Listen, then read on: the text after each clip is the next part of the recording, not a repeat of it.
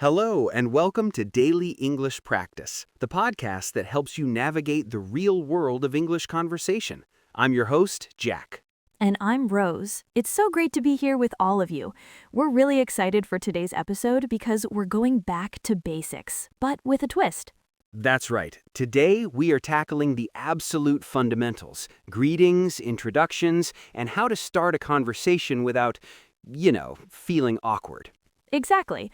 And that twist I mentioned, we're going to dive into some of the cultural differences you might encounter, especially between American, British, and Australian speakers, because a simple hello isn't always so simple.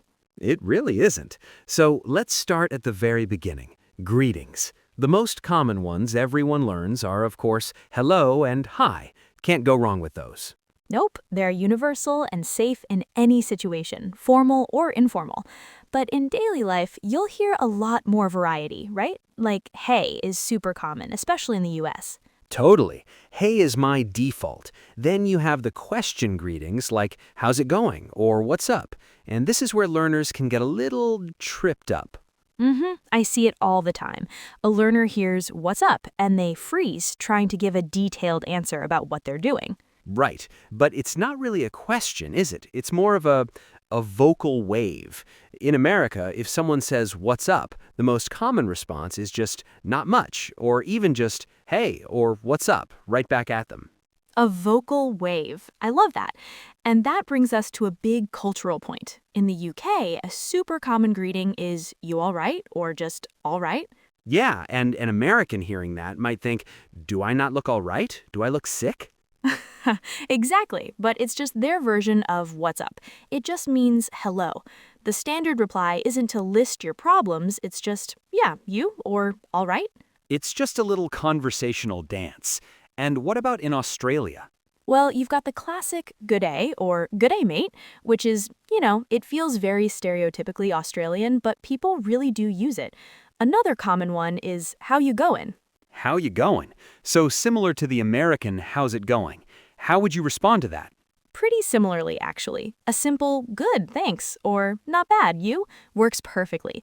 The main takeaway for listeners is that these question greetings are usually not literal questions. They're just opening the door for conversation. Right. Don't overthink the answer. Just respond simply and return the question. It keeps the ball rolling. Okay, so we've said hello. What's next is introductions. Okay, so introducing yourself. Super simple. Hi, I'm Rose, or my name is Rose. Then you'll usually get a handshake in a more, professional or business setting. Yeah, a firm, brief handshake is pretty standard in the professional world across the US, UK, and Australia. In a casual setting, like at a friend's party, you might not shake hands at all. Right. And after the names are exchanged, the magic words are, it's nice to meet you. Or pleasure to meet you if you want to be a bit more formal. And the response is always, you too. So, nice to meet you. You too. See? Easy. Now, what about introducing other people? Okay, so if I'm with you and we run into my friend Alex, I would say, Rose, this is Alex. Alex, this is Rose. It's good to say the name of the person you know first. That's a great tip. And what usually happens next is someone asks a follow-up question to, get the conversation started. Exactly. Like Alex might ask you, so Rose, how do you and Jack know each other? Or you might ask him, so what do you do, Alex? And that's the perfect bridge to our next topic, how to actually start a conversation and keep it going. This is the part that I think fills a lot of people with dread, the small talk. Oh, for sure. The art of small talk. The key, and this sounds obvious, is context. Where are you? What's happening around you? Use your environment. Yes, if you're at a concert, you can turn to the person next to you and say, they're amazing, aren't they? Have you seen them live before? You already have a shared interest. Exactly. Or you're in a coffee shop and you see someone reading a book you love. You could say, excuse me, I couldn't help but notice your book. That's one of my favorites. It's about finding common ground. And if there's nothing obvious, a great universal topic is the weather. Ah, yes, especially in Britain. Talking about the rain is practically a national sport, but it works everywhere.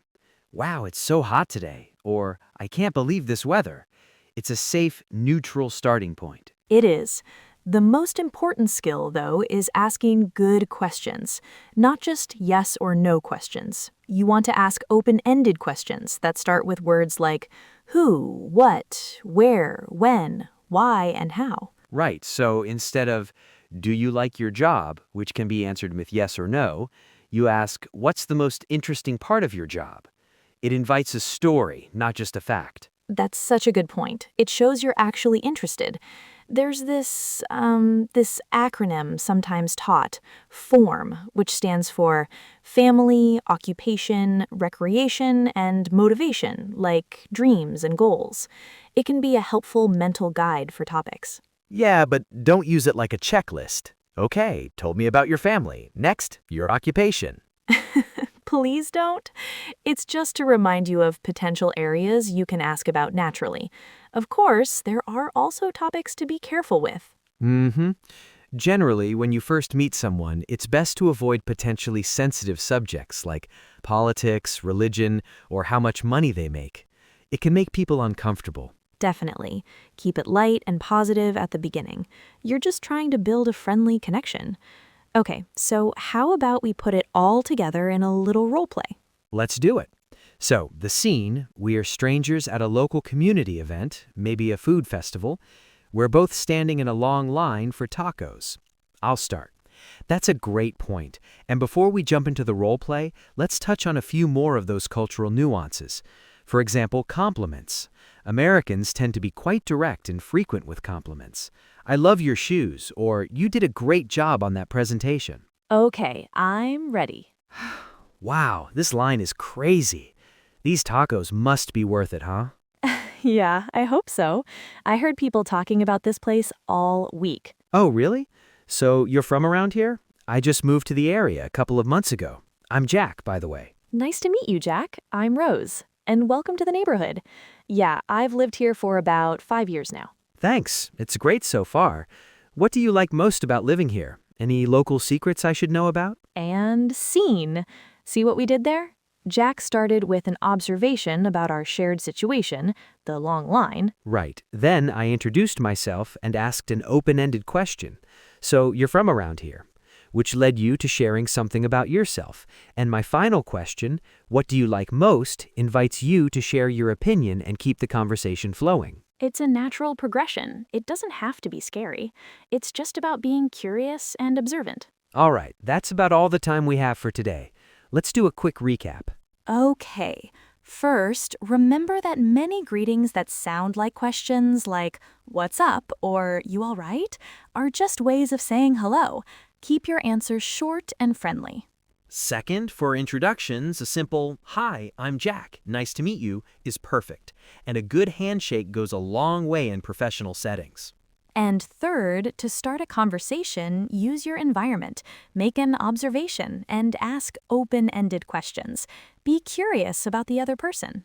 The most important thing is to practice. It might feel weird at first, but the more you do it, the more natural it becomes. Try starting a small conversation with a cashier or a barista this week. That's your homework for this episode.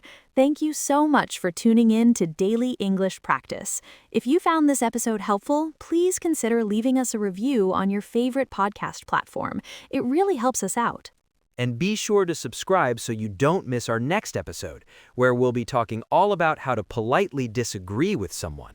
Until then, keep practicing. Bye, everyone.